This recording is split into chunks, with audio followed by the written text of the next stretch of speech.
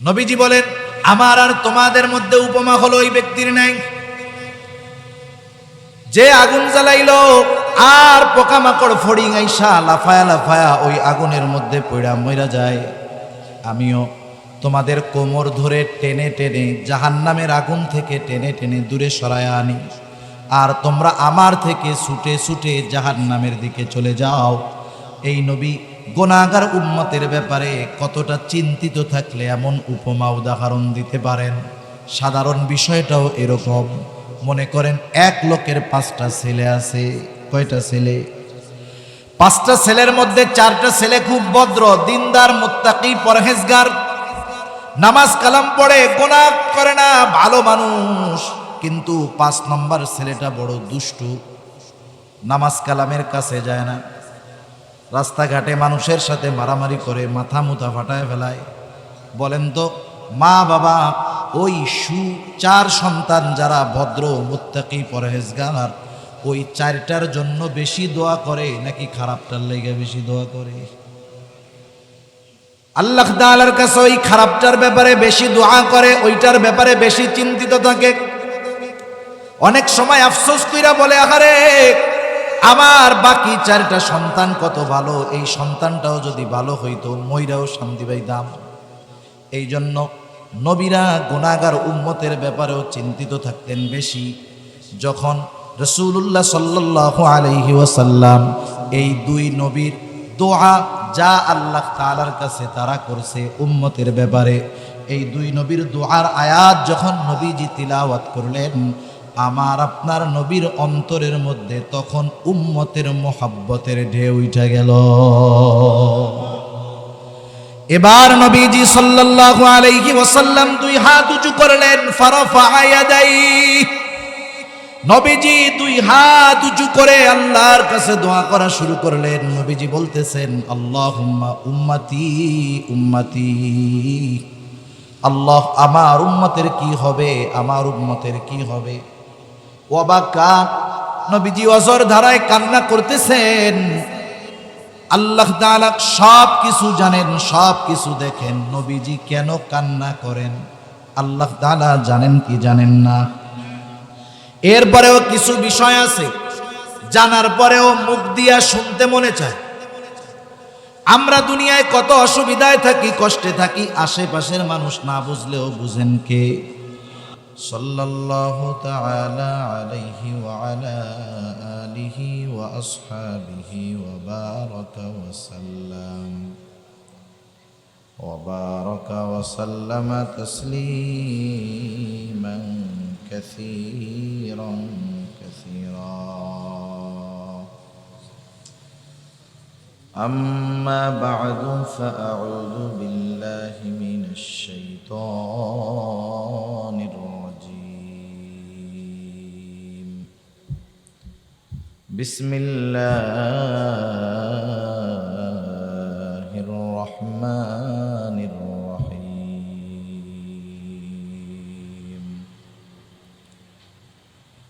لقد كان لكم في رسول الله أسوة حسنة. وقال تعالى: لقد جاءكم رسول من أنفسكم عزيز عليه ما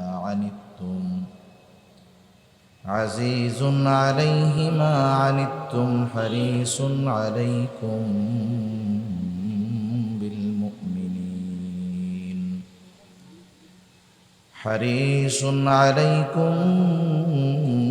بالمؤمنين رؤوف رحيم.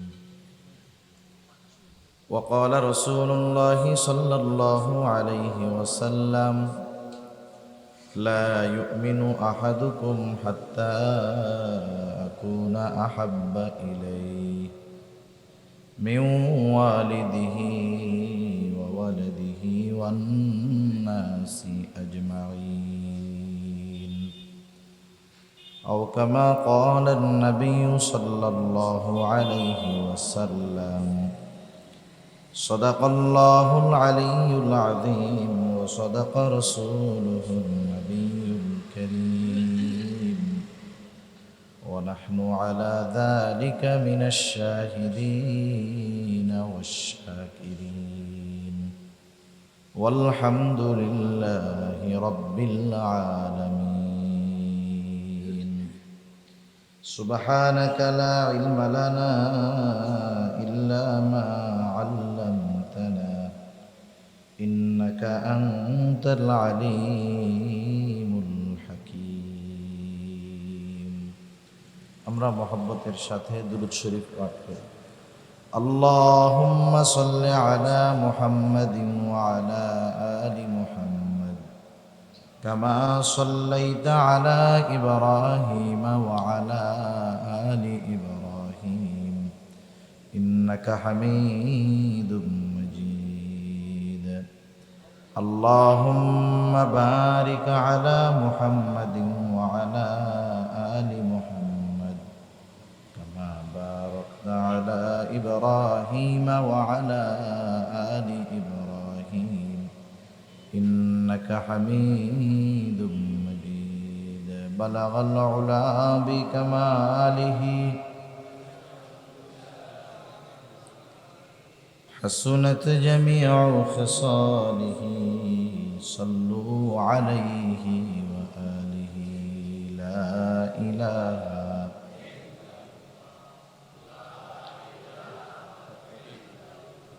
অপারেটরে বলবেন কি যে ভোকাল কমাই দিন আওয়াজটা শক্ত করতে বলবেন যে ভোকাল কমাই দেন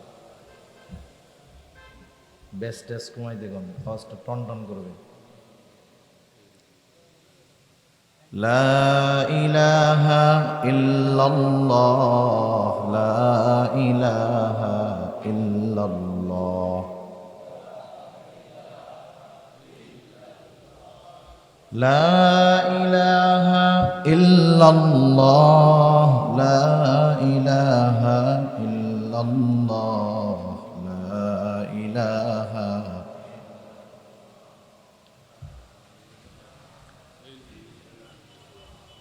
লা ইলাহা ইল্লাল্লাহ মুহাম্মাদুর রাসূলুল্লাহ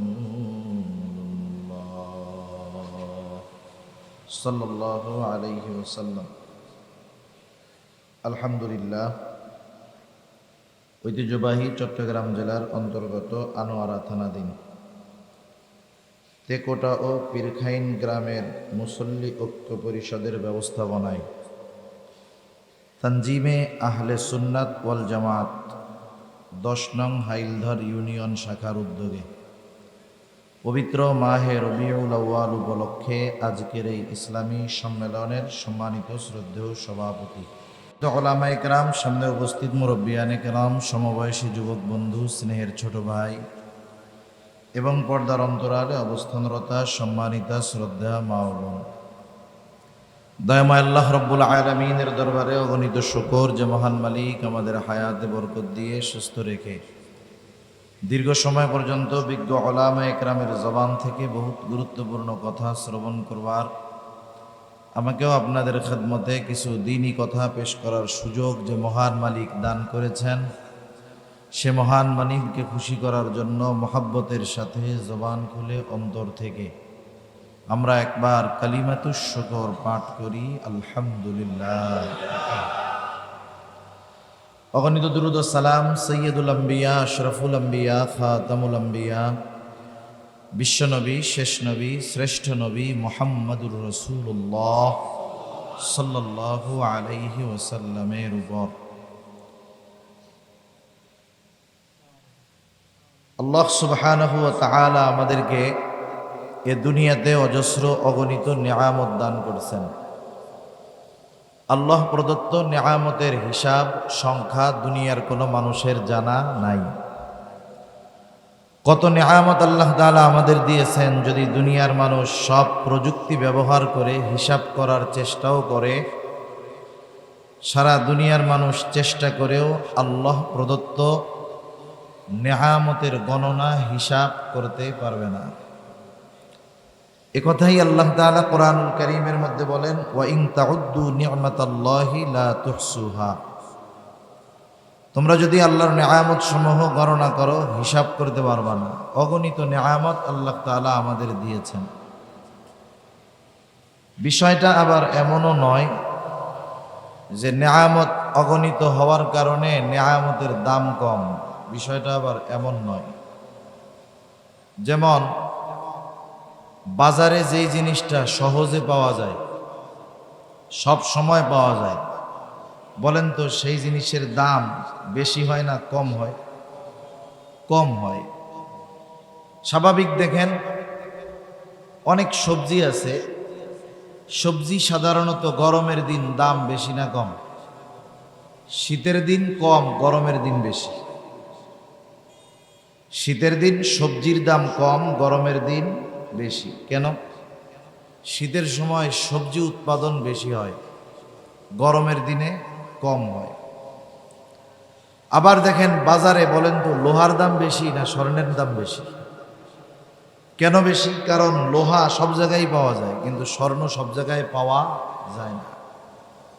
যদি উল্টা হইতো, স্বর্ণ লোহার মতো সব জায়গায় পাওয়া যায়, আর লোহা স্বর্ণের মতো খনির থেকে বের করতে হয়, তাহলে লোহার দাম বেশি হইতো না স্বর্ণের দাম বেশি হইতো? লোহার দাম বেশি হইতো। এটা একটা নিয়ম আর কি, যেটা বাজারে বেশি বেশি পাওয়া যায়, সব জায়গায় পাওয়া যায়, এই ধরনের জিনিসের দাম সাধারণত কম হয়। কিন্তু আল্লাহ প্রদত্ত নেয়ামত সহজলভ্য, তবে কম দামি না। আল্লাহ প্রদত্ত নেয়ামতগুলো অতি সহজে পাওয়া যায়, তবে এটা কম দামি না। একটা উদাহরণ দিলে বুঝতে সহজ হবে। দুনিয়াতে একজন মানুষ খানা না খাইয়া, মনে করেন ভাত খায় না, রুটি খায় না, হায়াত যদি থাকে শুধু পানি খাইয়াও বেশ কিছুদিন বেঁচে থাকতে পারবে, ঠিক না? আল্লাহর অনেক বান্দা আছে এমন অসুস্থ, কোমায় আছে, কোমা, লাইফ সাপোর্ট লাগানো, একটু মরতে বাকি, বছরের পর বছর বেঁচে আছে, মুখ দিয়ে খাইতে পারে না, চোখ দিয়ে দেখে না, কিছু বলতে পারে না, কিছু টের পায় না, নাকের মধ্যে দুইটা নল ঢুকায় দিছে, ওই তরল খাবার তারে খাওয়ায়, পাকস্থলীতে পৌঁছায়া দেয়। এই অবস্থায় বছরের পর বছর বেঁচে আছে এমন আল্লাহর বান্দা এখনো দুনিয়ায় আছে। সাধারণত মানুষ না খাইয়া হায়াত যদি থাকে 2-4-5 দিনে মরবে না, কিন্তু বলেন তো অক্সিজেন ছাড়া একটা মানুষ কয়দিন বেঁচে থাকতে পারবে? 2-4-10 দিন, 2-4 ঘন্টা। চিকিৎসা বিজ্ঞান বলে 5 মিনিট যদি অক্সিজেনের সাথে একটা মানুষের সম্পর্ক দূর হয়ে যায়, একটা মানুষ যদি 5টা মিনিট অক্সিজেন না নিতে পারে, ওই মানুষটা দুনিয়াতে আর থাকতে পারবে? অথচ দেখেন মাসের যখন শেষ, চাউলের বস্তা যখন শেষের দিকে, তখন আমরা পকেটের দিকে তাকায় চিন্তা করি কেমনে মাসের বাকি কয়দিন চলবে। চাউলের ড্রামে চাউল শেষ, মাসের শেষ কয়দিন কেমনে চলবে, এই চিন্তা আমরা করি। কিন্তু কোনোদিন এই চিন্তা আমাদের করা লাগে নাই যে আমরা যদি রাত্রে ঘুমাইতে যাই, সকালে যদি অক্সিজেন না পাই, বাইচা থাকবো কেমনে? এ চিন্তা আমাদের কখনো আসছে না? আসার কারণ কি? এত দামি নেয়ামতটা, এত দামি জিনিসটা, যেটা মানুষের বেঁচে থাকার জন্য অপরিহার্য এক জিনিস, এই জিনিসটা আমাদের জন্য সহজ করেছেন কে? আল্লাহ সহজ করে দিয়েছেন। এজন্য আল্লাহ তাআলা তার নেয়ামতগুলো সহজে দেন বিধায় কম দামি না, এটা মনে করার কোনো সুযোগ নাই। এরকম অনেক দামি দামি নেয়ামত আল্লাহ তাআলা আমাদেরকে দিয়েছেন। আল্লাহ প্রদত্ত দামি নেয়ামতগুলোর মধ্যে অন্যতম এক দামি নেয়ামত, সবচাইতে দামি নেয়ামত হলো ঈমান। ঈমানের চাইতে দামি নেয়ামত, দামি সম্পদ আর কোনো কিছু নেই। সবচেয়ে দামি নেয়ামত ঈমান। এইরকম কিছু দামি দামি নেয়ামতগুলোর মধ্যে অন্যতম এক দামি নেয়ামত হলো আল্লাহ তাআলা আমাদেরকে আখিরি জামানার পয়গম্বর মুহাম্মদুর রাসূলুল্লাহ সাল্লাল্লাহু আলাইহি ওয়াসাল্লামের উম্মত বানাইছেন। আলহামদুলিল্লাহ। এটা আল্লাহ তাআলার পক্ষ থেকে আমাদের উপরে বড় অনুগ্রহ, দয়া। আল্লাহ তাআলার পক্ষ থেকে এক মহান দয়া যে উনি আমাদেরকে বিনা চাওয়ায়, বিনা দরখাস্তে রাসূল আকরাম সাল্লাল্লাহু আলাইহি ওয়াসাল্লামের উম্মত বানিয়েছেন।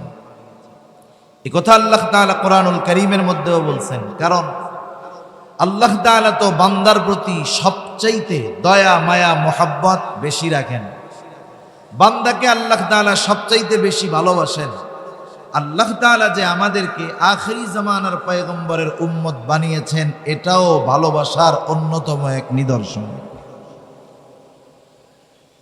আল্লাহ তাআলা সে কথা কোরআনুল কারীমের মধ্যে বলেন, লাকাদ মান্নাল্লাহু আলাল মুমিনিনা ইয বা'আসা ফীহিম রাসূলাম মিন আনফুসিহিম ইয়াতলু আলাইহিম আয়াতিহি ওয়া ইউযাক্কিহিম ওয়া ইউআল্লিমুহুমুল কিতাবা ওয়াল হিকমাহ ওয়া ইন কানু মিন ক্বাবলু লাফী যালালিন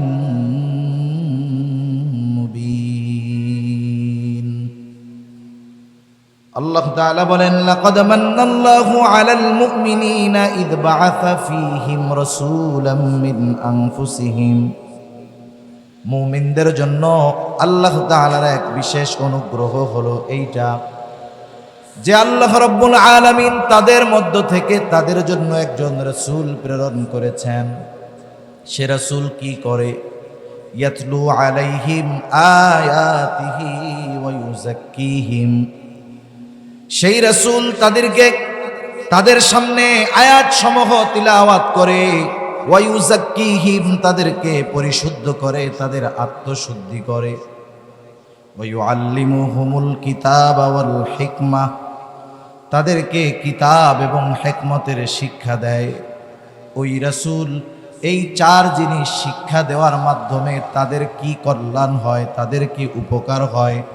আল্লাহ তাআলা বলেন, ওয়া ইন কানু মিন ক্বাবলু লাফী যালালিন মুবিন। ইতিপূর্বে তারা তো সুস্পষ্ট পথভ্রষ্টতার মধ্যে ছিল। এই রাসূল তাদের মধ্য থেকে এসে তাদেরকে এই শিক্ষাগুলো দিয়ে সিরাতে মুস্তাকিমের পথযাত্রী তাদের বানায় দেয়।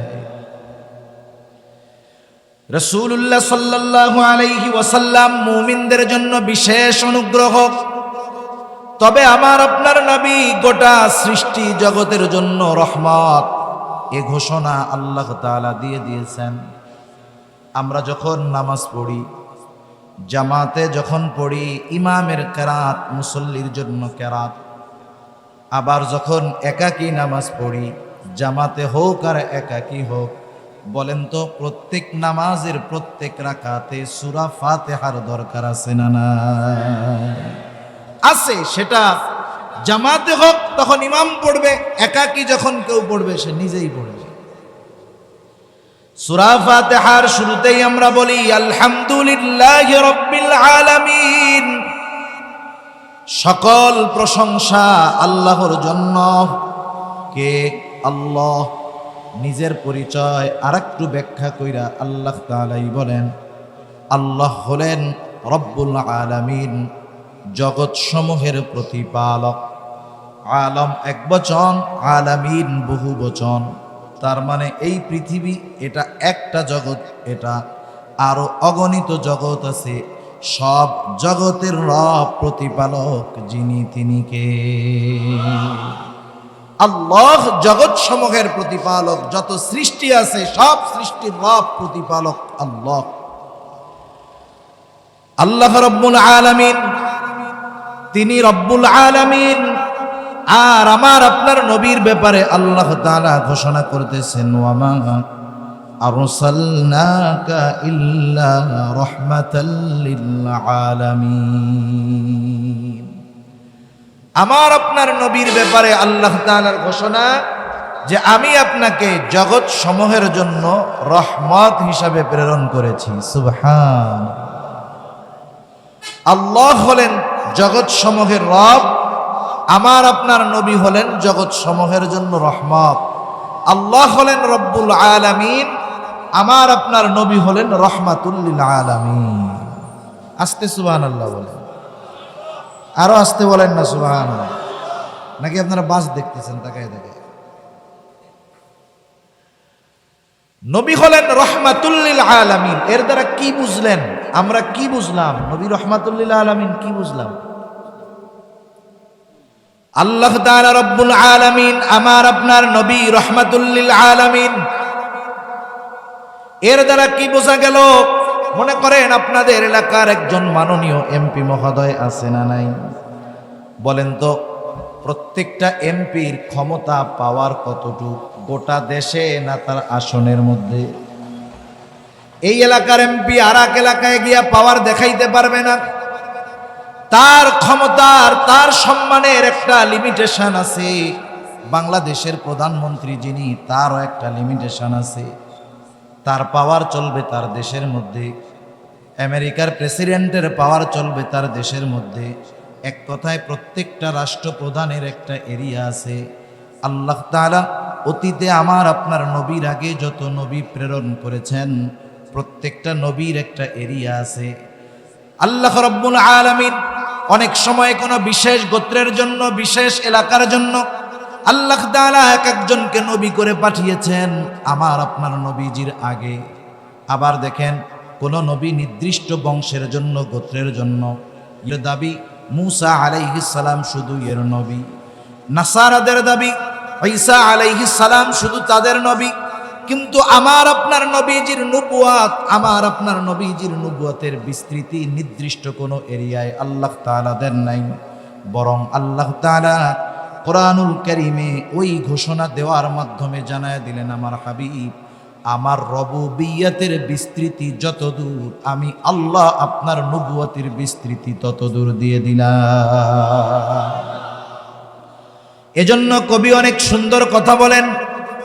কবি বলেন, রবুবিয়ত খুদা কি হ্যায় জাহাঁ তক, নবুয়তি মুস্তাফা কি হ্যায় ওহা তক। সেজন্য আমার আপনার নবীকে আল্লাহ তাআলা নিজের রবুবিয়তের বিস্তৃতি যত দূর পর্যন্ত রেখেছেন, আমার আপনার নবীজিকে আল্লাহ তাআলা তত দূর পর্যন্ত রহমত হিসাবে ঘোষণা করছে। সুবহানাল্লাহ। এটা কি চিন্তা করার মতো বিষয়? এটা কি আমাদের মতো ক্ষুদ্র জ্ঞানে বোঝার মতো বিষয় যে ফেরেশতাদের জন্য রহমত, সব নবীর জন্য রহমত, সকল সৃষ্টির জন্য আমার আপনার নবী রহমত। সুবহানাল্লাহ। অমুসলিমদের জন্য রহমত, নবীজির যারা নবীজি তাদের জন্য রহমত।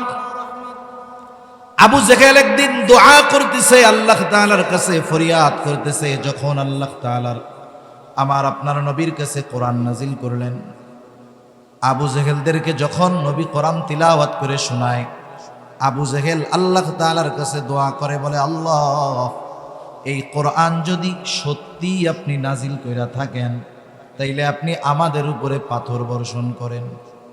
দোয়া করছে কি? কোরআন যদি সত্যি আপনি নাজিল করেন, তাইলে আমার উপরে, আমাদের উপরে আপনি পাথর বর্ষণ করেন। পাথর বর্ষণ যদি হয়, এটা রহমত হবে না আযাব হবে? আযাব হবে। আবু জেহেল দোয়া করতেছে, আল্লাহ তাআলার কাছে দোয়া করতেছে। আবু জেহেল, উতবা, সাইবা এরা আল্লাহ তাআলাকে অবিশ্বাস করতো না, বিশ্বাস করত। কিছু বিষয়ে তাদের বিশ্বাস এতটা দৃঢ় যে আমাদেরও ওই পরিমাণ বিশ্বাস নাই।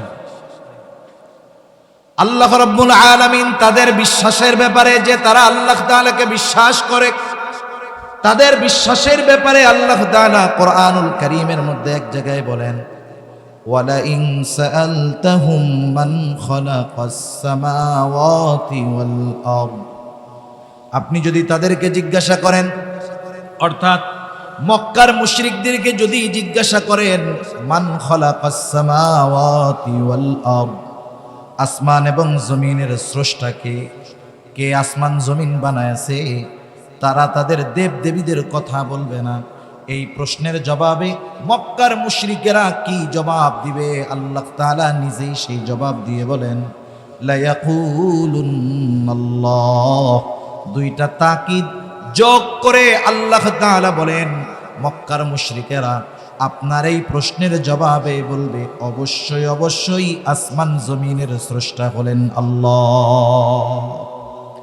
শুধু তাই না, আপনি যদি মক্কার মুশরিকদেরকে জিজ্ঞাসা করেন, ওয়ালা ইন সাআলতাহুম মান নাযালা মিনাস সামাই মাআ ফাআহইয়া বিহিল আরদা বা'দা মাউতিহা, আপনি যদি তাদের জিজ্ঞাসা করেন কে আসমান হতে পানি বর্ষণ করে, শুধু তাই না, ওই বর্ষিত পানির দ্বারা শুকনো ফেটে চৌচির ফসল উৎপাদনের অনুপযুক্ত জমিনটাকে ওই পানির দ্বারা কে ফসল উৎপাদনের উপযুক্ত করে তোলে, তারা তাদের দেবদেবীদের কথা বলবে না, তারা কি বলবে? আল্লাহ তাআলাই জবাব দিয়ে বলেন, লা ইয়াকুলুন্নাল্লাহ, অবশ্যই অবশ্যই তারা বলবে আসমান হতে বৃষ্টি বর্ষণ করেন আল্লাহ, বর্ষিত পানির দ্বারা মৃত জমিনকে জীবিত করেন আল্লাহ। আল্লাহ তাআলা এক জায়গায় বলেন, আপনি যদি তাদের জিজ্ঞাসা করেন তাদেরকে কে সৃষ্টি করেছে, এদের মতো তারা বলবে না আমরা এমনেই প্রস্তুত হয়েছি, তৈয়ার হয়ে গেছি, আমরা এমনেই তৈরি হয়েছি, এমনেই আমাদের সৃষ্টি হয়েছে, তারা কথা বলবে না। কি বলবে তারা? আল্লাহ তাআলা বলেন, লা ইয়াকুলুন্নাল্লাহ ওয়ালা ইন সাআলতাহুম মান খালাকাহুম, আপনি যদি তাদের জিজ্ঞাসা করেন তাদের স্রষ্টাকে, আল্লাহ তাআলা বলেন তারা বলবে লা ইয়াকুলুন্নাল্লাহ, অবশ্যই অবশ্যই আল্লাহ তাআলাই হলেন আমাদের স্রষ্টা। এই কথাগুলোর দ্বারা, এই আয়াতগুলোর দ্বারা এই জিনিসটা অনুধাবন করা যায় যে মক্কার মানুষ আল্লাহ তাআলার প্রতি দৃঢ় বিশ্বাস তাদের ছিল, তবে কিছু বিষয়ে আল্লাহ তাআলার সাথে শিরিক করার কারণে তারা বেঈমান। আবু জেহেল দোয়া করতেছে, শুধু তাই না, রাসূলুল্লাহ সাল্লাল্লাহু আলাইহি ওয়াসাল্লাম এক হাদিসের মধ্যে বলেন আল্লাহ তাআলা আবু জেহেলের দোয়াও কবুল করছে। বদরের যুদ্ধ শুরু হওয়ার আগে আবু জেহেল সকালবেলা আল্লাহ তাআলার কাছে ফরিয়াদ করতেছে, বলে আল্লাহ, আজকে যারা হকের উপরে আছে আপনি তাদেরকে বিজয় দান করবেন। আল্লাহ তাআলা বলেন, নবীজি বলেন, আল্লাহ তাআলা আবু জেহেলের এই দোয়া কবুল করছে। এই দোয়া কবুল হওয়ার কারণেই যারা হকের উপরে ছিল আল্লাহ তাআলা তাদেরকে বিজয় দান করেছে। ওই আবু জেহেল দোয়া করতেছে যে আল্লাহ, কোরআন যদি সত্যি আপনি নাজিল করে থাকেন তাহলে আপনি আমাদের উপরে পাথর মারেন, তার মানে ওর উপরে গজব আসলে ও বুঝবে কোরআন আসলে আল্লাহর কালাম। মানুষ যখন বিরোধিতা করতে করতে এমন একটা অবস্থায় চলে যায় যে কোন বিরোধিতা তার জন্য কল্যাণকর ও নিজেও সেটা বোঝে না।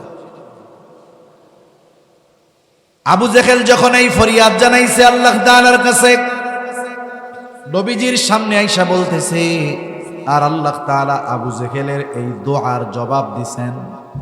কি জবাব দিছেন? আমার আপনার নবীর মাধ্যমে বলতেছেন, শোনেন, ও তো পাথর মারতে বলে যদি কোরআন সত্য হয়, আবু জেহেল তো বলতেছে পাথর মারার কথা, আর আল্লাহ তাআলা বলেন, হাবিব আপনি শুনে নেন, ওয়ামা কানাল্লাহু লিয়ুআযিবাহুম ওয়া আনতা ফীহিম, আপনি যতক্ষণ তাদের মধ্যে আছেন আমি তাদের উপরে কোনো আযাব দিব না। এইরকম অবাধ্যতা করেও অতীতের উম্মত যখন অবাধ্য হইতো, একটা লিমিট ক্রস করত, তাদের উপরে আল্লাহ তাআলার আযাব নগদে নেমে আসতো। কিন্তু আবু জেহেল, উতবা, সাইবা এরাও আমার আপনার নবী রহমত হওয়ার কারণে, দুনিয়ার জমিনে রহমাতুল লিল আলামিন থাকার কারণে আল্লাহ তাআলার শাস্তি থেকে এরা বাইচা গেছে। আমরা হলাম এমন নবীর উম্মত, এটা আমাদের জন্য আল্লাহ তাআলার পক্ষ থেকে বড় নেয়ামত, বড় সৌভাগ্যের ব্যাপার। তিনি তো এমন এক নবী, উম্মতের প্রতি তার দরদ, তার মহব্বত, ভালোবাসা সর্বোচ্চ ছিল। প্রত্যেক নবী তার উম্মতদেরকে ভালোবাসে, কিন্তু অন্যান্য নবীর তুলনায় আমার আপনার নবীর ভালোবাসা আমাদের জন্য অনেক গুণ বেশি ছিল। আব্দুল্লাহ ইবনে আমর ইবনুল আস রাদিয়াল্লাহু তাআলা আনহু, ওনার থেকে বর্ণিত হাদিস। একদিন সবাই বসে আছে এক মজলিসের মধ্যে। আব্দুল্লাহ ইবনে আমর ইবনুল আস রাদিয়াল্লাহু তাআলা আনহু বলেন, আন্নান নাবিয়্য সাল্লাল্লাহু আলাইহি ওয়াসাল্লাম তালা মা নাযালা ফি ইব্রাহিম আলাইহিস সালাম। রাসূলুল্লাহ সাল্লাল্লাহু আলাইহি ওয়াসাল্লাম তিলাওয়াত করলেন, কোরআন থেকে তিলাওয়াত করলেন। কি তিলাওয়াত করলেন? যা আল্লাহ তাআলা ইব্রাহিম আলাইহিস সালামের ব্যাপারে নাজিল করেছেন। কি নাজিল করেছেন আল্লাহ তাআলা কোরআনে? ইব্রাহিম আলাইহিস সালামের ব্যাপারে পবিত্র কোরআনুল কারীমের সূরা ইব্রাহিম 13 নম্বর পারা। হযরত ইব্রাহিম আলাইহিস সালাম তার গুনাহগার উম্মতের জন্য আল্লাহ তাআলার কাছে দোয়া করতেছে। দোয়া বলতেছে, রব্বি ইন্নাহুন্না আযলালনা কাসীরাম মিনান নাস ফামান তাবিআনি ফাইন্নাহু মিন্নি ওয়া মান আসানি ফাইন্নাকা গফুরুর রহিম। ইব্রাহিম আলাইহিস সালাম বলতেছে, আমার রব, ইন্নাহুন্না আযলালনা কাসীরাম মিনান নাস, এই প্রতিমাগুলো, এই মূর্তিগুলা অধিকাংশ মানুষকে পথচ্যুত করে ফেলছে, পথভ্রষ্ট করে ফেলছে। ফামান তাবিআনি ফাইন্নাহু মিন্নি, যারা আমার আনুগত্য করলো তারা তো আমার দলভুক্ত। ওয়া মান আসানি, যারা আমার আনুগত্য করলো না তারা তো আমার দলভুক্ত নয়, তারা তো পাপী, তারা গুনাহগার। হযরত ইব্রাহিম আলাইহিস সালাম কেমন যেন আল্লাহ তাআলাকে বলতেছেন, আল্লাহ, এরা তো আমার আনুগত্য করে নাই, পাপী, গুনাহগার, তবে আপনি তো দয়ার সাগর, আপনি চাইলে তাদেরকে ক্ষমা করে দিতে পারেন। কেন? কারণ ফাইন্নাকা গফুরুর রহিম, কারণ আপনি হলেন অতিশয় ক্ষমাশীল আর দয়ালু। আপনি চাইলে আমার গুনাহগার উম্মতগুলারেও মাফ কইরা দিতে পারে। وقال عيسى عليه السلام إن تعذبهم فإنهم عبادك وإن تغفر لهم فإنك أنت العزيز الحكيم। হযরত ঈসা আলাইহিস সালাম তার গুনাহগার উম্মতের জন্য দোয়া করছে। আল্লাহ তাআলা সেই দোয়াও কোরআনে জানায় দিয়েছেন। ঈসা আলাইহিস সালাম উম্মতের জন্য দোয়া করতেছেন, বলেন, ইন তুআযিবহুম ফাইন্নাহুম ইবাদুক, আয় আল্লাহ, আপনি যদি তাদেরকে শাস্তি দেন তারা তো আপনারই বান্দা। ওয়া ইন তাগফির লাহুম, আর আপনি যদি তাদেরকে মাফ করে দেন, ফাইন্নাকা আনতাল আজিজুল হাকীম, আপনি তো মহাপরাক্রমশালী, মহাপ্রজ্ঞাময়। তার মানে ঈসা আলাইহিস সালাম বলতেছে, আল্লাহ, আপনি যদি তাদেরকে ক্ষমা করে দেন, যেহেতু আপনি আজিজ, মহাপরাক্রমশালী, কেউ আপনারা জিজ্ঞাসা করবে না কেন এদেরকে মাফ করলেন, কেন ক্ষমা করে দিলেন, কেউ জিজ্ঞাসা করবে না, কারণ আপনি মহাপরাক্রমশালী, আপনি মহাপ্রজ্ঞাময়।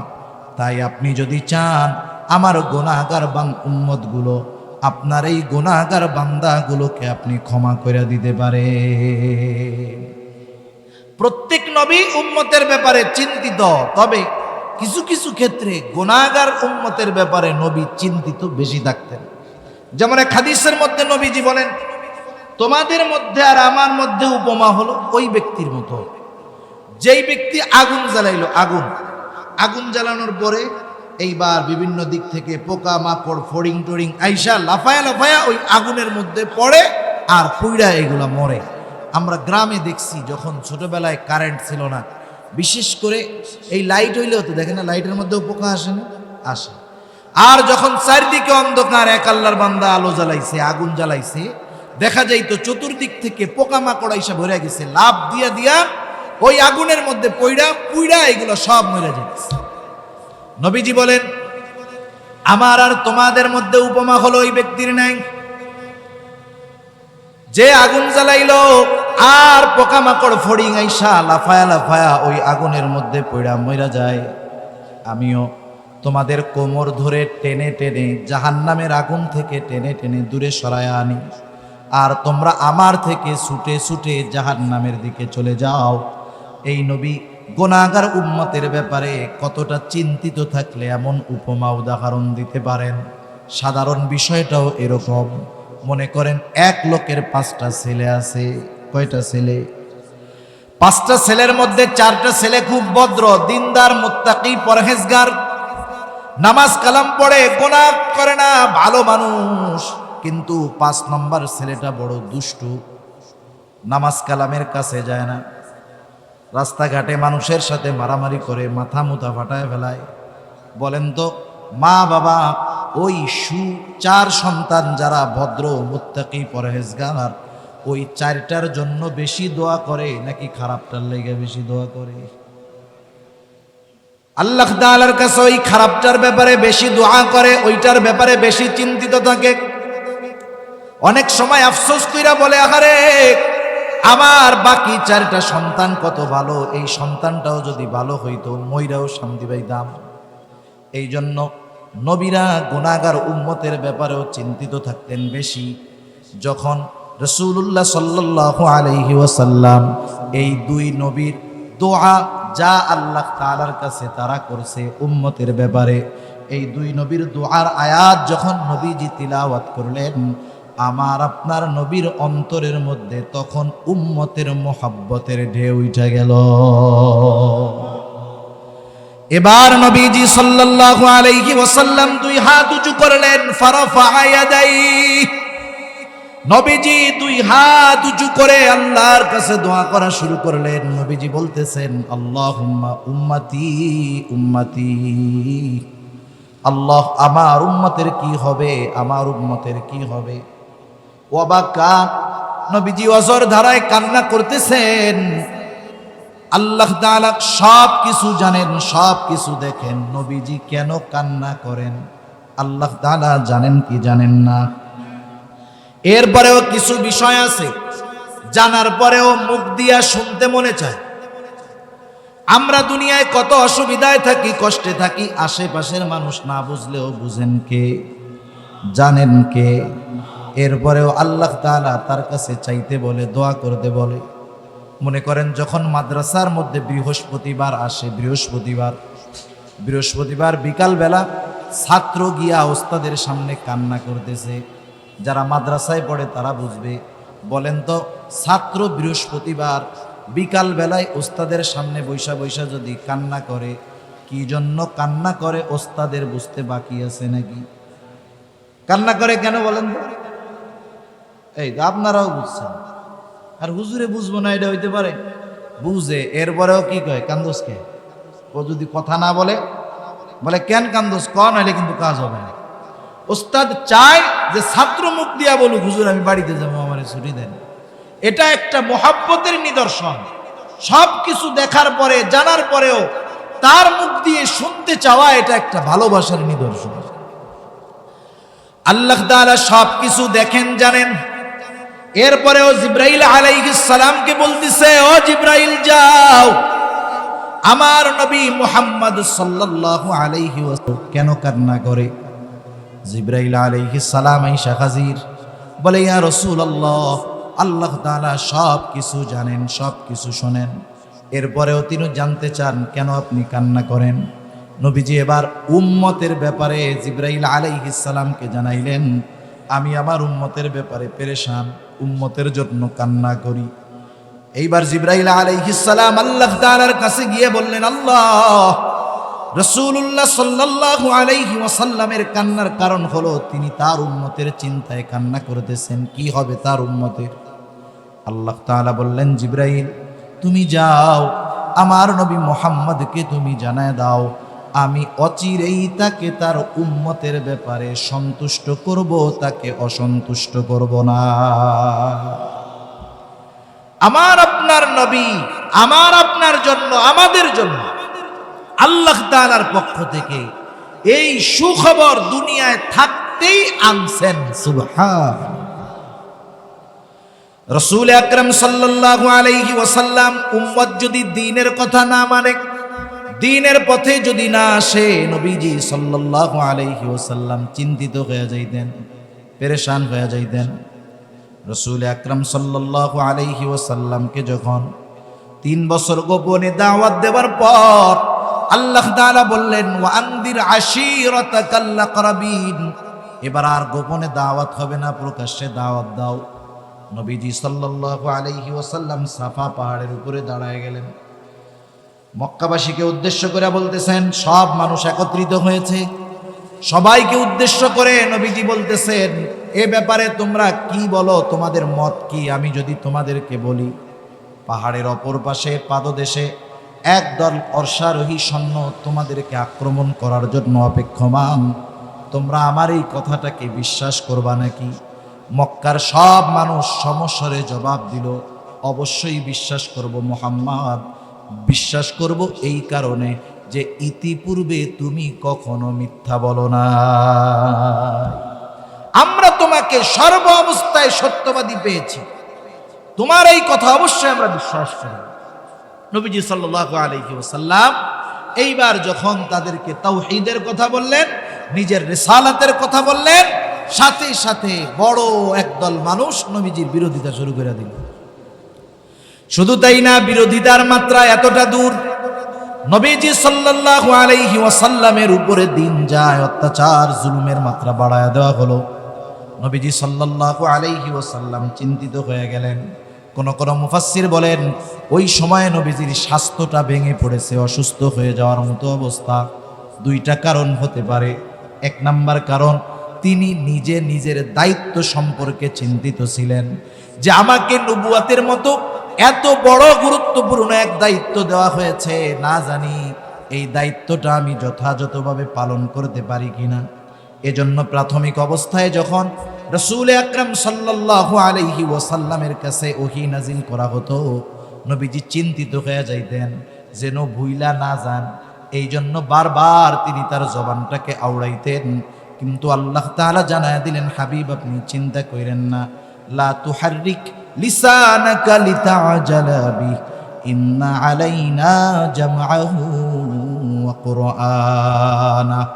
আপনি বারবার এই জিহ্বা নাড়ায়েন না, চিন্তা করেন না, এটাকে সংরক্ষণ করার, এটাকে হেফাজত করার, এর শব্দ, অর্থ, মর্মার্থ, ব্যাখ্যা সবকিছু হেফাজত করার দায়িত্ব আমি নিয়ে নিলাম। এজন্য মুফাসসিরিনে কেরাম বলেন, এক নাম্বার কারণ হতে পারে নিজের দায়িত্বের কারণে চিন্তিত ছিলেন। দুই নাম্বার, তিনি যখন এই কাছের মানুষগুলোর কাছে এই দ্বীনের দাওয়াত দিতেন, তারা যখন কথা গ্রহণ করতো না, কথাটা ফিরায় দিত, এই বরং তারা চরম পর্যায়ের বিরোধিতা করত। তারা ঈমান না আনার কারণে, কথাগুলো বিশ্বাস না করার কারণে রাসূল আকরাম সাল্লাল্লাহু আলাইহি ওয়াসাল্লাম চিন্তিত হইয়া খানা কমায় দিয়েছেন। যখন খাওয়া ঘুম কম হয়ে গেছে, আমার আপনার নবী দুর্বল অসুস্থ হয়ে গেছেন, আর আল্লাহ তাআলা ওহী নাজিল করে জানায়া দিলেন, লাআল্লাকা বাখিউন নাফসাকা আল্লা ইয়াকুনু মুমিনিন। উম্মত দ্বীনের পথে না আসার কারণে নবী কত চিন্তিত, এই আয়াতের দ্বারা এ কথাটা অনুধাবন করা যায় যে স্বয়ং আল্লাহ তাআলা বলতেছেন, আপনি তারা ঈমান না আনার কারণে নিজেকে মৃত্যু মুখে ঠেলে দিচ্ছেন, তারা ঈমান না আনার কারণে। তাহলে উম্মত যদি দ্বীনের পথে না আসে, দ্বীনের কথা না মানে, তাহলে নবী কতটা চিন্তিত হন, এই আয়াতের দ্বারা বোঝা যায় কি যায় না? এটা মুহাব্বতের কারণে হয়। কারো সন্তান যদি খারাপ হয়ে যায়, কথা না শোনে, লাইনচ্যুত হয়ে যায়, ওই ঘরের মধ্যে মা বাবার শান্তি থাকে না, টেনশনে খাওয়া দাওয়া চলে যায়, অসুস্থ হয়ে যায় মা বাপ, ঠিক কিনা বলেন? কেন? মুহাব্বতের কারণে। উম্মতকে ভালোবাসার কারণে উম্মত যখন দিন থেকে লাইনচ্যুত হয়ে যায়, নবীজি সাল্লাল্লাহু আলাইহি ওয়াসাল্লাম চিন্তিত হয়ে যান। এটা উম্মতের প্রতি দরদ, ভালোবাসার কারণে। শুধু তাই না, নবীজি সাল্লাল্লাহু আলাইহি ওয়াসাল্লাম সর্বদা উম্মতের জন্য যেটা কল্যাণকর, সেই ধরনের কাজগুলো নবীজি করতেন। যেমন রাসূলুল্লাহ সাল্লাল্লাহু আলাইহি ওয়াসাল্লাম হাদিসের মধ্যে বলেন, প্রত্যেকটা নবীকে এমন একটা দোয়া করার সুযোগ দেওয়া হয়েছে, যেটা কবুল করার প্রতিশ্রুতি আল্লাহ তাআলা দিয়েছেন। দুনিয়ায় যদি কেউ করে, দুনিয়ায় প্রত্যেক নবী সেই দোয়া দুনিয়ায় করে ফেলছে, আর আমি আমার দোয়াটাকে সংরক্ষণ করে রাখছি। কিয়ামতের দিন এটা আমি আমার উম্মতের জন্য সুপারিশ হিসাবে ব্যবহার করব। নবীজি জানেন যে কিয়ামতের দিন কঠিন মুসিবতের সময় এই দোয়া আমার উম্মতের জন্য কাজে লাগবে বেশি, এজন্য দুনিয়াতে না কইরা আখিরাতের লেগে জমা রাখছে। সুবহান। উম্মতের প্রতি নবীজির এমন মায়া, উম্মতের দ্বারা অত্যাচারের শিকার হয়েছেন, উম্মতের আঘাতে রক্তাক্ত হয়েছেন, জর্জরিত হয়েছেন, তবুও উম্মতের জন্য বদদোয়া করেন নাই। নবীজি সাল্লাল্লাহু আলাইহি ওয়াসাল্লাম যখন মক্কা থেকে মানে না, নবীজি সাল্লাল্লাহু আলাইহি ওয়াসাল্লাম তায়েফ চলে গেলেন। তায়েফে যাবার পরে নবীজি সাল্লাল্লাহু আলাইহি ওয়াসাল্লাম যখন মানুষকে দাওয়াত দিলেন, নবীজি বলতেছেন কুলু লা ইলাহা ইল্লাল্লাহ তুফলিহু, তোমরা বলো লা ইলাহা ইল্লাল্লাহ, সফল হয়ে যাইবা। কাফেররা একদল মানুষকে নবীজির পিছনে লাগায়া দিল, বলে এটা পাগল, পাথর মার। এবার দলে দলে নবীজির গায়ে আঘাত করা শুরু করলো পাথর দিয়া। নবীজির গা বেয়ে বেয়ে রক্ত পড়তেছে। হযরত যায়েদ রাদিয়াল্লাহু তাআলা আনহু ঠেকাইতে পারেন না, এতজন আঘাত করতেছে। যায়েদ রাদিয়াল্লাহু তাআলা আনহু কিছু করতে পারতেছেন না। নবীজি পড়ে যাইতেন, উঠতেন, আবার ওই একই কথা বলতেন। পাথরের আঘাত এত বেশি পরিমাণ ছিল। একদিন আয়েশা সিদ্দিকা রাদিয়াল্লাহু তাআলা আনহা বলতেছে, ইয়া রাসূলুল্লাহ, আপনার গায়ে এগুলো কিসের দাগ? দেখবেন যাদের বসন্ত একটু বেশি হয়, ফক্স একটু বেশি হয়, গায়ের মধ্যে ছোট ছোট গর্ত হয়ে যায়, এটা আর মিটে না, গর্ত থেকে যায়। আয়েশা সিদ্দিকা রাদিয়াল্লাহু তাআলা আনহা বলতেছে, ইয়া রাসূলুল্লাহ, আপনার গায়ে এটা কিসের দাগ? এটা কি বসন্ত হয়েছিল নাকি আপনার? নবীজি বলেন, না, আমার কখনো বসন্ত হয় নাই। তবে এই দাগটা কিসের? নবীজি বললেন, আয়েশা, এই দাগ হলো আমি যখন তায়েফে মানুষকে দ্বীনের দাওয়াত দিতে গিয়েছিলাম, তারা না বুঝে আমার গায়ে যেই পাথর দিয়ে আঘাত করেছিল, এই দাগগুলো হলো তাদের নিক্ষিপ্ত সেই পাথরের দাগ। রাসূল আকরাম সাল্লাল্লাহু আলাইহি ওয়াসাল্লামের উপরে এত পরিমাণ আঘাত করেছে তারা, নবীজির গা দিয়ে রক্ত পড়তে পড়তে রক্ত পায়ের জুতার মধ্যে চলে গেছে, রক্ত শুকায়া পার সাথে জুতাটা আটকে গেছে। সারাদিন ক্লান্ত শ্রান্ত দেহ নিয়া রাসূল আকরাম সাল্লাল্লাহু আলাইহি ওয়াসাল্লাম শহরের এক প্রান্তে গিয়ে একটু বিশ্রাম নিচ্ছেন। জিবরাইল আলাইহিস সালাতু ওয়াস সালাম আসলেন। আয়েশা বলতেছে, ইয়া রাসূলুল্লাহ, এই কওম আপনার সাথে কেমন আচরণ করেছে, আপনার রব, আপনার মালিক সব কিছু শুনছে। আজকে আমার সাথে নতুন একজন ফেরেশতা পাঠানো হয়েছে, যে ইতিপূর্বে কখনো আপনার কাছে আসে নাই। এইবার একজন ফেরেশতা নবীজির কাছে আসলেন। নবীজি বলতেছেন, ওই ফেরেশতা আয়েশা প্রথমে আমাকে সালাম দিল, সালাম দিয়ে বলতেছি, ইয়া রাসূলুল্লাহ, এই কওম আপনার সাথে কেমন আচরণ করেছে, আপনার মালিক সব কিছু শুনেছেন। আপনি যদি চান, আপনি যদি আমাকে নির্দেশ দেন, এই দুটো পাহাড়কে আমি এমনভাবে মিলায়া দিব, দুই পাহাড় দিয়ে চাপ দিয়ে তায়েফবাসীকে আমি পিষে দিব, পিষে অস্তিত্বহীন হয়ে যাবে। এই জায়গায় যে একটা জাতি ছিল এটা কেউ জানতে পারবে না, নিশ্চিহ্ন হয়ে যাবে। একটু চিন্তা করে দেখেন তো, এই জামানায় আমরা কতটা প্রতিশোধ পরায়ণ। কেউ যদি আমাদেরকে কখনো একটু গরম কথা বলে, 15 বছর পরে সুযোগ পাইলেও এটার প্রতিশোধ আমরা নিয়ে নেই। কথার কথা মনে করেন, আমাদের কারো কাছে একজন জিন আসলো, জিন আইসা কইতেছে, ভাই আপনার একটা মহা সুযোগ। কি সুযোগ? কথার কথা, যে আপনার কার কার উপরে প্রতিশোধ নিতে মন চায়, আপনি তখন নামটা আমার লিখে দেন। আমার মনে হয় আমাদের প্রত্যেকের তালিকা 15-20 হাত লম্বা হবে। যে আমার একটু গরম দিয়া কথা কইছে এর নামটাও দিয়ে দিব, যারে আমার ভালো লাগে না তার নামও দিয়ে দিব। আমরা মানুষ এতটা প্রতিশোধ পরায়ণ, এতটা প্রতিশোধের নেশা আমাদের মধ্যে। অথচ রহমাতুল লিল আলামিন আমার আপনার নবীকে ওরা কেমন ভাবে পাথর মারছে, রক্ত গা দিয়ে পড়তে পড়তে জুতার মধ্যে ঢুকে রক্ত শুকায়া জুতা পায়ের সাথে আটকে গেছে। যখন ফেরেশতা এই কথা বলছে, আপনি যদি নির্দেশ দেন দুটো পাহাড় দিয়ে তাদেরকে পিষে দেওয়া হবে, নবীজি একটু আরাম করতেছিলেন। আরাম, মানুষ যখন কোনো গুরুত্বপূর্ণ বিষয় সামনে আসে, কথা সামনে আসে, তখন কিন্তু আরামের হালতে থাকে না, এবার উঠা অথবা বসবে। নবীজি এবার উঠা বসছেন।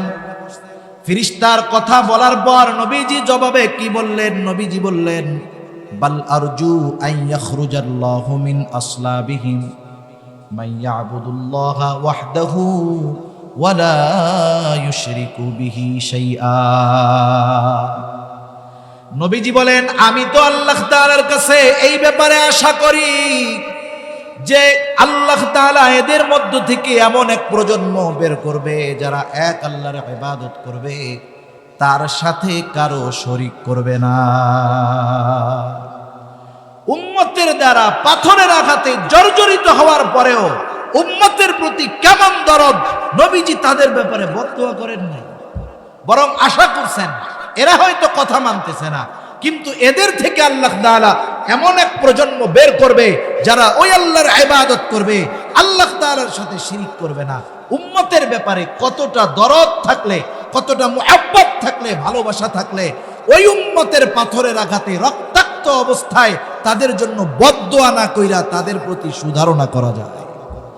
এটা সাধারণ আখলাকের দ্বারা সম্ভব নয়। এজন্যই আমার আপনার নবীজির আখলাকের ব্যাপারে আল্লাহ তাআলা বলেন, ওয়া ইন্নাকা লাআলা খুলুকিন আযীম, আপনাকে আমি মহান চরিত্রে অধিষ্ঠিত করেছি। সুবহান। এভাবে বলতে গেলে আলোচনা লম্বা হয়ে যাবে। নবীজি সাল্লাল্লাহু আলাইহি ওয়াসাল্লাম উম্মতের প্রতি কত দয়া মায়া মোহাব্বত, এ ব্যাপারে সব কথা বাদ দেন। আল্লাহ তাআলা স্বয়ং নবীজি যে উম্মতকে ভালোবাসেন সে ব্যাপারে আল্লাহ তাআলা সাক্ষী দিয়েছেন। সুবহানাল্লাহ। আল্লাহ তাআলা কি বলেন? আল্লাহ তাআলা বলেন, লাকাদ জাআকুম রাসূলুম মিন আনফুসিকুম আজিজুন আলাইহি মা আনিতুম হারিসুন আলাইকুম বিল মুমিনিন হারিসুন আলাইকুম বিল মুমিনিনা রাউফুর রহিম। আল্লাহ তাআলা বলেন, লাকাদ জাআকুম রাসূলুম মিন আনফুসিকুম, তোমাদের জন্য তোমাদের মধ্য থেকে এমন একজন রাসূলের আগমন হয়েছে যিনি আজিজুন আলাইহি মা আনিতুম, আল্লাহ তাআলা বলতেছে যিনি তোমাদের ব্যথায় ব্যথিত হন। সুবহানাল্লাহ। তোমরা যেটাতে কষ্ট পাও তিনিও সেটাতে কষ্ট পান। এজন্য সাহাবায়ে কেরাম রাসূলুল্লাহ সাল্লাল্লাহু আলাইহি ওয়াসাল্লামের কাছে আসতেন। আয়েশা যখন তারা নিজেদের কষ্টের কথা নবীজির কাছে বলতেন, নবীজি তাদের কষ্টের কথা শুনে নিজেও কষ্ট পাইতেন।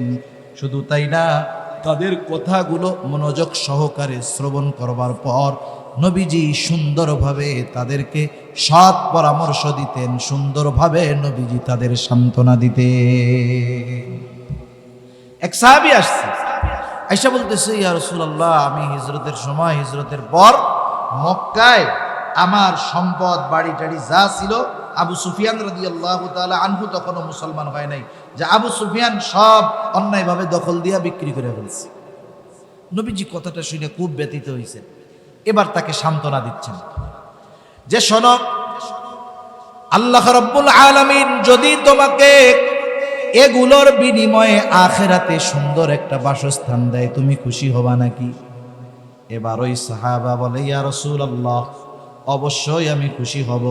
নবীজি বললেন, শোনো, এগুলোর বিনিময়ে আল্লাহ তাআলা তোমাকে পরকালে উত্তম বাসস্থান দান করবে।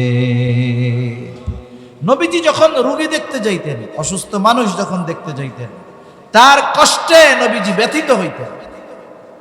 শুধু তাই না, যাওয়ার পরে তাকে এমনভাবে সান্ত্বনা দিতেন যে সে মনে করতো আমি অচিরেই সুস্থ হয়ে যাব। মনে করেন একজন রোগী দেখতে গেছে, ইদানিং তো ডেঙ্গু জ্বরে অনেক মানুষ মারা যাচ্ছে, আপনারা খবর পান না পত্রিকায়? আচ্ছা, একজনের মনে করেন ডেঙ্গু জ্বর হয়েছে, আপনি দেখতে গেছেন, আপনার আত্মীয় স্বজনের মধ্যে মনে করেন একজন ডেঙ্গু জ্বরে মারা গেছে।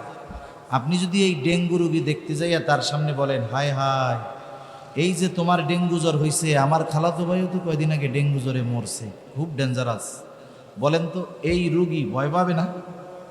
এখন চিন্তা করবে, আল্লাহ কোন সময় আজরাইল আমার কাছে চলে আসে তার ঠিক নেই।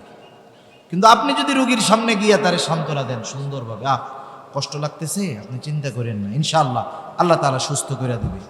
কত মানুষের ডেঙ্গু জ্বর হইল, আল্লাহ তাআলা সুস্থ করে দিয়েছে, আপনি চিন্তা করেন না। বলেন তো, এই রোগী এই সান্ত্বনার বাণী শোনার পরে তার ভালো লাগবে না মন্দ লাগবে? তার অবশ্যই ভালো লাগবে। এজন্য রাসূল সাল্লাল্লাহু আলাইহি ওয়াসাল্লাম উম্মতের কষ্টে কষ্ট পাইতেন, সাথে সাথে তাদের কষ্টগুলো অনুধাবন করে তাদেরকে নবীজি সান্ত্বনাও দিয়ে দিতেন। সুবহানাল্লাহ। তিনি ছিলেন আজিজ, তিনি ছিলেন আজিজ, উম্মতের ব্যথায় ব্যথিত।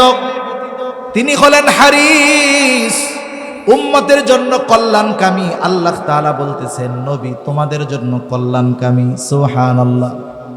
কিন্তু মুমিনদের জন্য বিশেষ কইরা বিল মুমিনিনা রাউফুর রহিম, মুমিনদের জন্য অতি সদয় এবং মুমিনদের জন্য অতি দয়ালু। আল্লাহ তাআলা আমার আপনার নবীর সিফাত গুণাবলী বর্ণনা করতে গিয়ে নিজের সিফাতের সাথে যেই শব্দগুলো, সেগুলো নবীজির শানে আল্লাহ তাআলা ব্যবহার করছেন। রউফ, এটা কার গুণবাচক নাম? রহিম কার গুণবাচক নাম? নবীজি আমার আপনার নবীর সাথেই শব্দগুলো যোগ করছেন। আখলাকের ব্যাপারে বলছেন আজিম, মহান চরিত্র আল্লাহ তাআলা আমার আপনার নবীকে দিয়েছেন। আল্লাহ তাআলা উম্মতকে যে নবী কত ভালোবাসেন সে কথা স্বয়ং আল্লাহ তাআলা বলতেছে যে হা, এ রাসূল উম্মতের ব্যথায় ব্যথিত, এ রাসূল উম্মতের জন্য কল্যাণকামী, এ রাসূল উম্মতের জন্য সদয়, এ রাসূল উম্মতের জন্য বড় দয়ালু। এখন চিন্তা করে একটু আমারে জবাব দেন, যেই নবী আমার আপনার জন্য এত মোহাব্বত ভালোবাসার নিদর্শন রেখে গেছেন, যার সাক্ষ্য আল্লাহ তাআলা দিয়েছে, সেই নবীকে আমরা কতটুকু ভালোবাসি? বালিশের সাথে মাথা লাগায় বাড়িতে গিয়ে একা একা চিন্তা করতে হবে। কিছু ভালোবাসা আছে সম্পর্কজনিত ভালোবাসা, সেই ভালোবাসা কিছু কিছু সময় ত্যাগ করা ওয়াজিব হয়ে যায়। মনে করেন ভাইয়ের সাথে ভাইয়ের মোহব্বত ভালোবাসা আছে না নাই?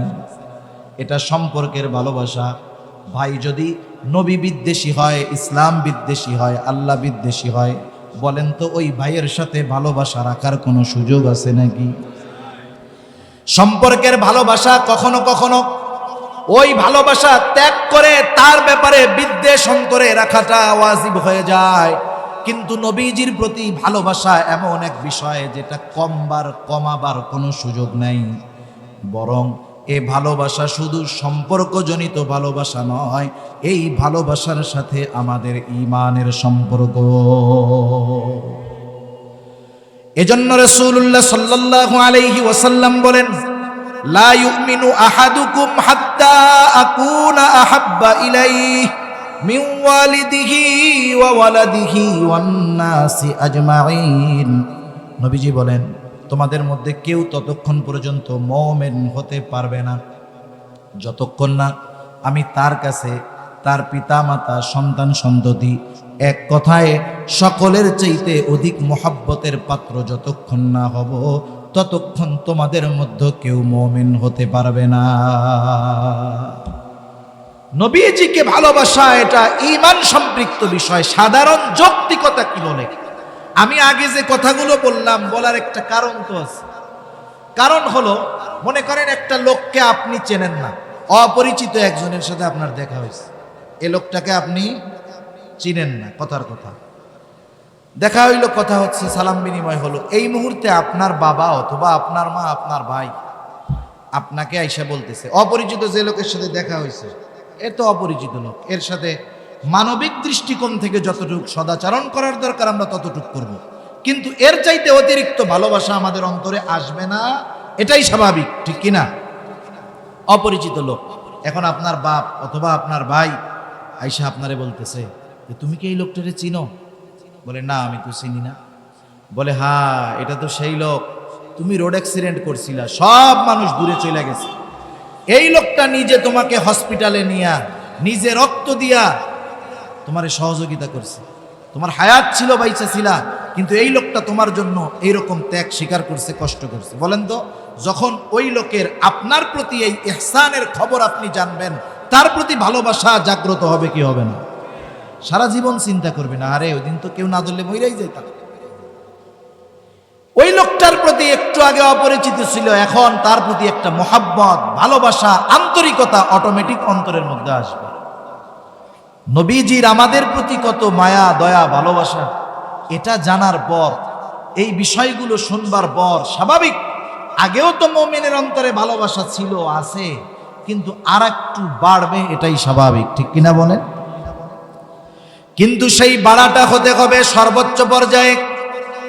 হযরত উমর রাদিয়াল্লাহু তাআলা আনহু একদিন নবীজির সাথে পথ চলতেছেন, নিজের থেকেই হঠাৎ করে বলেন, ইয়া রাসূলুল্লাহ, আমি আপনাকে আমার জীবনের পরে সবচাইতে বেশি ভালোবাসি। নবীজি বললেন, না উমর, হয় নাই। হযরত উমর একটু পরে আবার বললেন, ইয়া রাসূলুল্লাহ, আমি আপনাকে এই মুহূর্ত থেকে আমার নিজের জীবনের চাইতেও বেশি ভালোবাসি। রাসূলুল্লাহ সাল্লাল্লাহু আলাইহি ওয়াসাল্লাম বললেন, হ্যাঁ, এবার হইছে। এবার আমরা একটু বাড়িতে গিয়ে চিন্তা করব, যেহেতু নিজের জীবনের চাইতে বেশি নবীকে ভালোবাসতে হবে, এটা ঈমানের দাবি। কিসের দাবি? জোরে বলেন না। ঈমানের দাবি। এখন নিজে নিজে গিয়ে একটু চিন্তা করব, আমি কি আমার জীবনের চাইতে নবীকে বেশি ভালোবাসি? আমি কি আমার সন্তানের চাইতে নবীকে বেশি ভালোবাসি? আমি কি আমার মা বাবার চাইতে নবীকে বেশি ভালোবাসি? আমি কি আমার বন্ধু বান্ধব, আত্মীয় স্বজন, এদের চাইতে নবীকে বেশি ভালোবাসি? এই প্রশ্ন নিজেকে নিজে করার পরে বাস্তবিক অর্থে যদি উত্তর হয় হ্যাঁ, আমি আমার নবীকে বেশি ভালোবাসি, তাহলে তো কামিয়াব। আর যদি বাস্তবতা এমন হয়, এই প্রশ্নের জবাব যদি এমন হয় যে না, আমি আমার জীবনের চাইতে নবীকে বেশি ভালোবাসতে পারি নাই, আমি আমার সন্তানের চাইতে নবীকে বেশি ভালোবাসতে পারি নাই, তাহলে হায়াত থাকতে পরিবর্তনের সময় আছে। সর্বোচ্চ ভালোবাসার আসনে আল্লাহ তাআলার পরে নবীজির স্থান দেওয়া লাগবে, ঠিক কিনা বলেন? কারণ কি জানেন, দ্বীনের সব বিষয় মান্য করা সহজ তখনই হবে যখন একটা মানুষ আল্লাহ এবং তার রাসূলকে নিজের জীবনের চাইতে বেশি ভালোবাসবে। এর আগে শরীয়তের মধ্যে পরিপূর্ণ আসার সম্ভাবনা নাই, সম্ভব নয়। কারণ আল্লাহর হুকুম মানতে গেলে আল্লাহকে সবচাইতে বেশি ভালোবাসতে হবে, নবীর আদর্শ মানতে হলে নবীজিকে সবচাইতে বেশি ভালোবাসতে হবে। আমি যদি আমার জীবনের চাইতে আল্লাহ এবং রাসূলকে সবচাইতে বেশি ভালো না বাসতে পারি, তাহলে আমার দ্বারা শরীয়তের ভিতরে পূর্ণাঙ্গভাবে প্রবেশ করা অসম্ভব। আমি যদি উপমা দেই, উদাহরণ দেই, অনেক উদাহরণ দেওয়া যাবে। রাসূল আকরাম সাল্লাল্লাহু আলাইহি ওয়াসাল্লামকে মুহাব্বত করা ঈমানের দাবি, নিজের জীবনের চাইতে বেশি ভালোবাসতে হবে। এখন কথা হলো, ভালোটা বাসবো কেমনে? যারা নবীর সামনে ছিল সাহাবায়ে কেরাম, এরা নবীজিকে ভালোবাসার উপমা, উদাহরণ আমাদের সামনে রাইখা গেছে, আমরা সেগুলো পড়ি। আবু বকরের মুহাব্বতের কথা পড়ি, উমর রাদিয়াল্লাহু তাআলা আনহুর মুহাব্বতের কথা পড়ি, উহুদের ময়দানে নবীজির সামনে ঢাল হয়ে যাওয়া কাফেরদের তীর বর্ষার আঘাত বুক পেতে নেওয়া তালহার নবীর মুহাব্বতের নিদর্শন আমরা পড়ি। কিন্তু নবী তো আমাদের সামনে নাই, তাইলে নবীকে যে আমরা ভালোবাসি, এই প্রমাণ আমরা কেমনে দিব? নবীকে ভালোবাসার প্রমাণ কেমনে দিতে হবে, কেমনে ভালোবাসতে হবে? চিন্তার কোনো কারণ নাই, দুনিয়ার কোনো মানুষের থেকে ফর্মুলা নেওয়া লাগবে না। নবীকে ভালোবাসার পদ্ধতি নবী নিজে জানায়া দিয়েছে।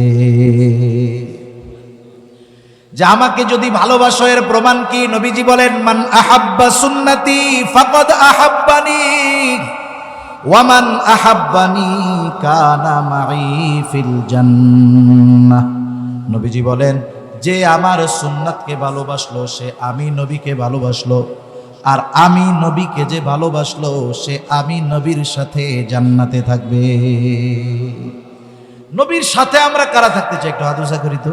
নারায়ে তাকবীর, নারায়ে তাকবীর, মাশাআল্লাহ। আপনারা নবীর সাথে থাকতে হইলে তো আগে জান্নাতে যাইতে হইবে। জান্নাতে না গেলে কি নবীর সাথে থাকা যাইব? এখন নবী বলছে কারা জান্নাতে যাবে আর কারা যাবে না।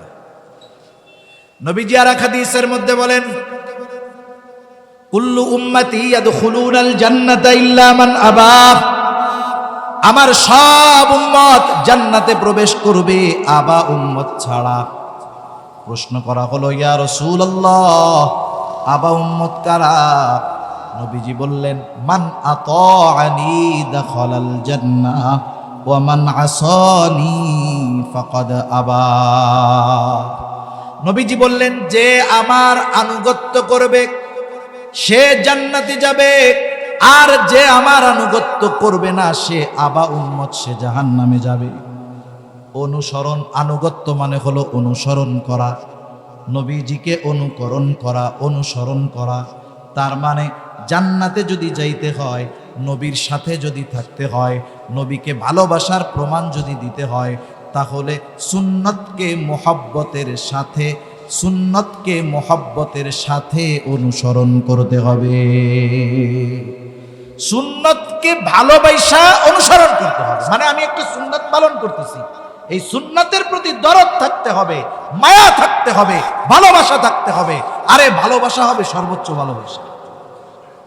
কিন্তু আফসোসের ব্যাপার, নবীজির সাথে থাকা কিন্তু বড় সৌভাগ্যের ব্যাপার। একদিন এক গ্রাম্য সাহাবী নবীজি সাল্লাল্লাহু আলাইহি ওয়াসাল্লামের কাছে আসছে। রাসূল সাল্লাল্লাহু আলাইহি ওয়াসাল্লাম আরেকজনের সাথে কথা বলতেছে। গ্রাম অঞ্চলের মানুষ, যারা একেবারে প্রত্যন্ত গ্রাম অঞ্চলের মানুষ, এরা অনেক ক্ষেত্রে সরল হয়, সরল। আমরা শহরের মানুষ, গ্রামের মানুষের সরলতাকে বলি মূর্খতা।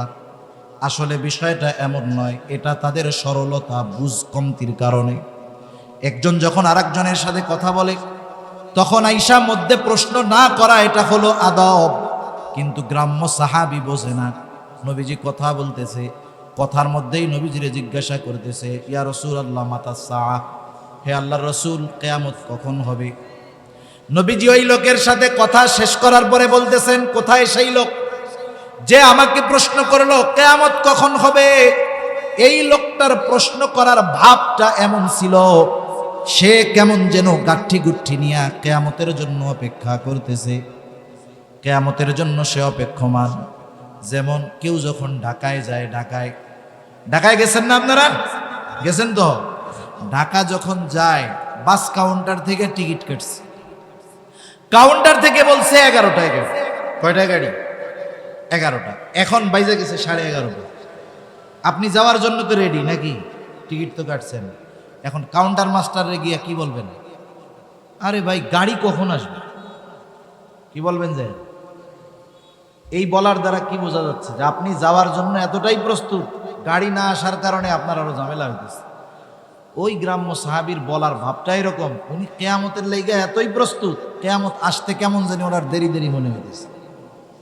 প্রশ্ন করছে এইভাবে, ভাবটা এরকম। কিছু কিছু সময় কিছু কিছু প্রশ্ন করার পরে ওই প্রশ্নের জবাব দেওয়ার আগে তার প্রশ্নের ভাবে আরেকটা প্রশ্ন তাকে করার জন্য এমনিই জেহেনে চলে আসে। যেমন একদিন আল্লাহর বান্দা মারা গেছেন করোনার সময়, আমাদের ঢাকার বড় একজন আলেম আব্দুল্লাহ বিক্রমপুরী রহমতুল্লাহ আলাইহি, খুব বড় একজন আলেম। এক লোক বাহির থেকে খুব আকারে হুজুরের সাথে দেখা করবে, যে হুজুরের সাথে দেখা করতেই হবে, খুব জটিল প্রশ্ন।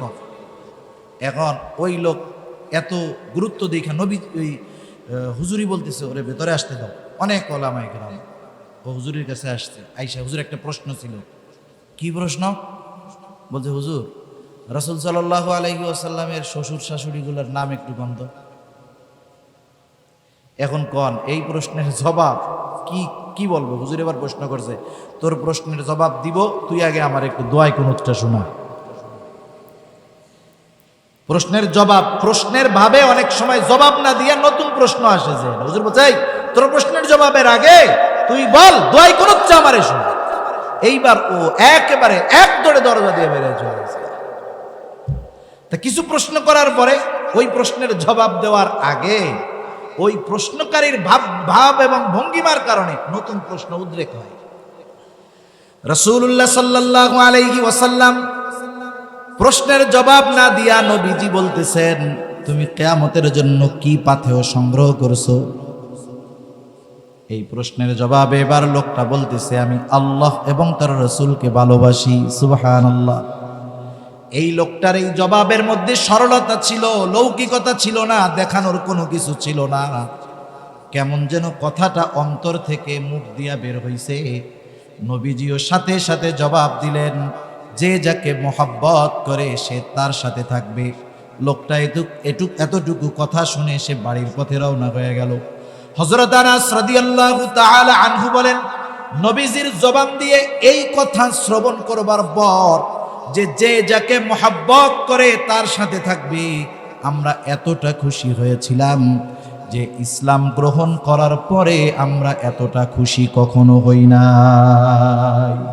হযরত আনাস রাদিয়াল্লাহু তাআলা আনহু বলেন, আমি আল্লাহকে ভালোবাসি, তার রাসূলকে ভালোবাসি, আমি আবু বকর ওমর রাদিয়াল্লাহু তাআলা আনহুমাকে ভালোবাসি।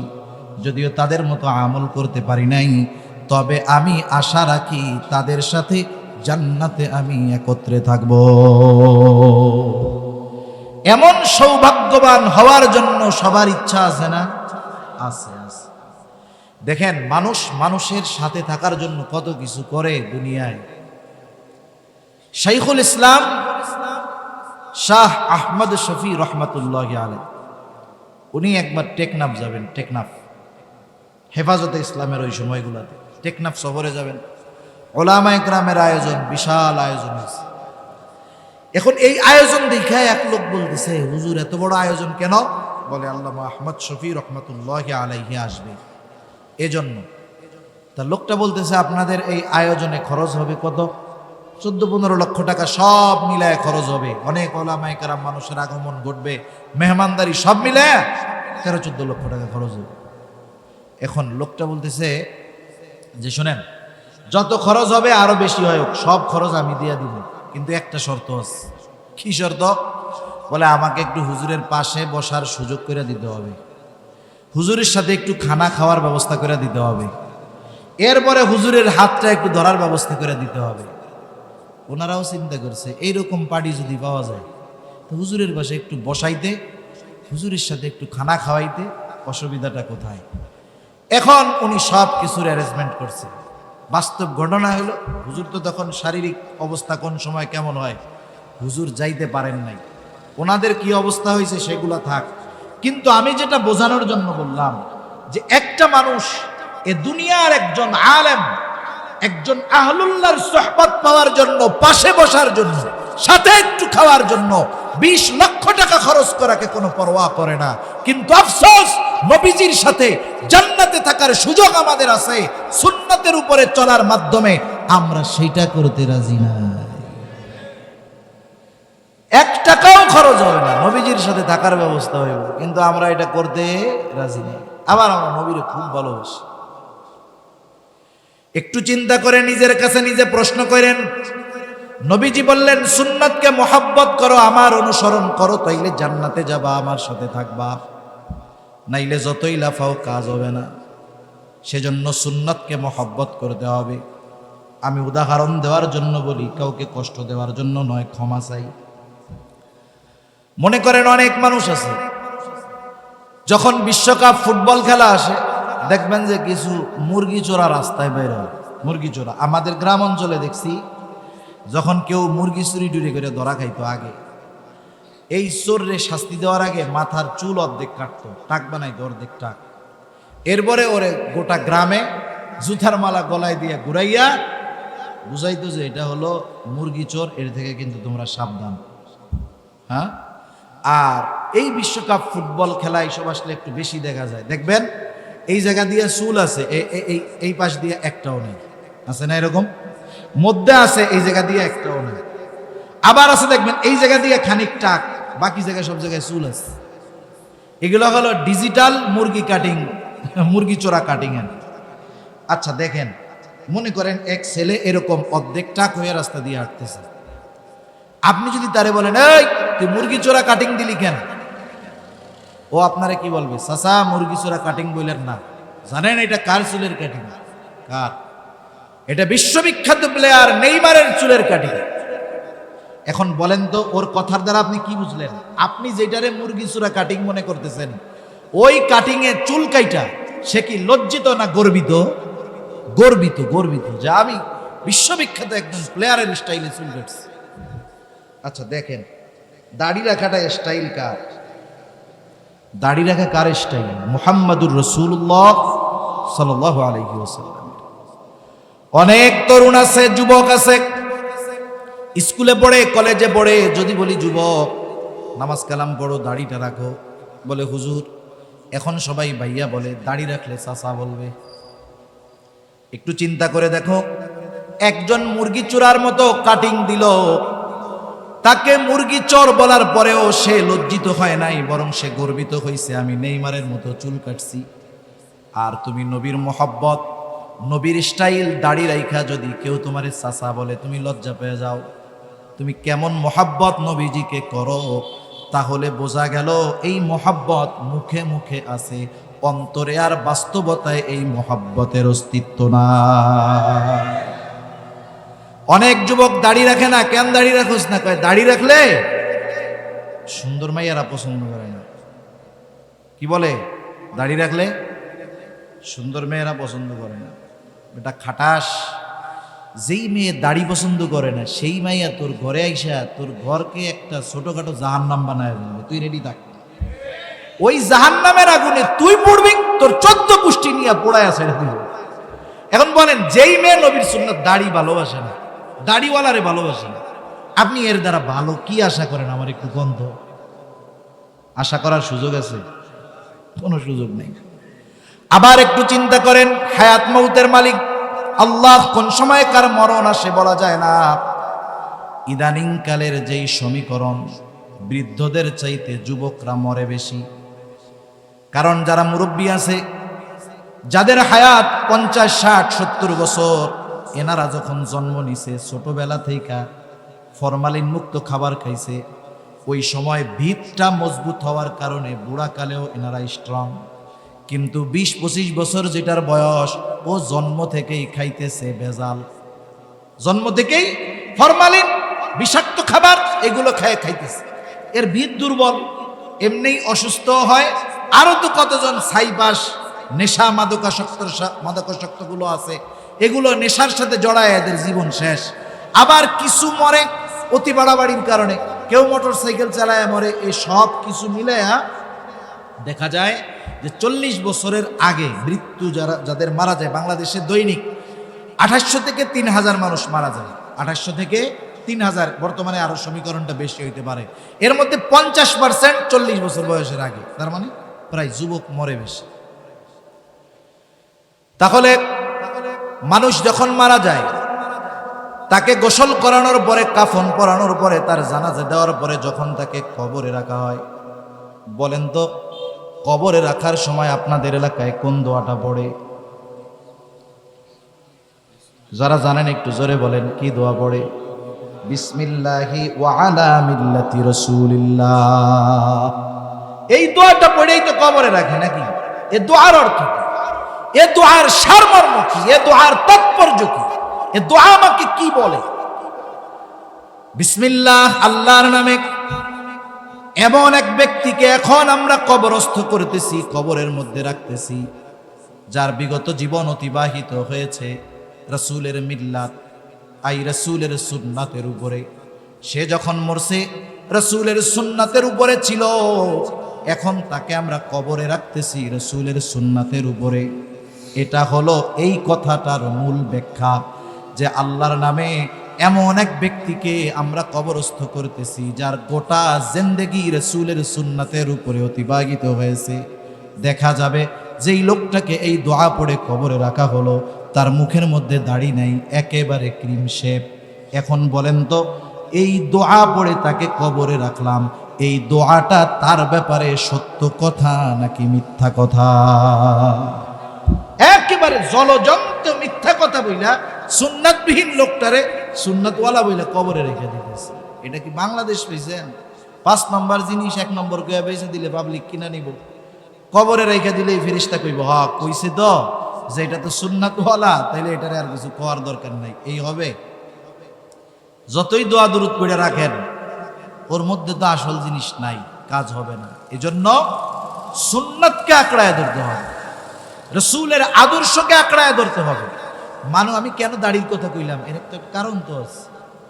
মানুষ সব সুন্নাত পালন করতে লজ্জিত হয় না। দাড়ির সুন্নাত পালন করতে লজ্জিত হয় বেশি, দাড়ির সুন্নাত পালন করতে লজ্জা পায় বেশি।